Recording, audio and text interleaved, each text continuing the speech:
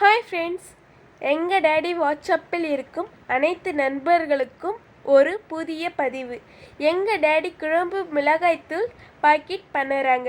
உங்களுக்கு தேவை என்றால் எங்கள் டேடிக்கு கால் பண்ணுங்க, எடுத்துக்கொண்டு வருவார். 1/4 கிலோ பாக்கெட் 75 ரூபா, அரை கிலோ பாக்கெட் 150 ரூபா, 1 கிலோ பாக்கெட் 300 ரூபா.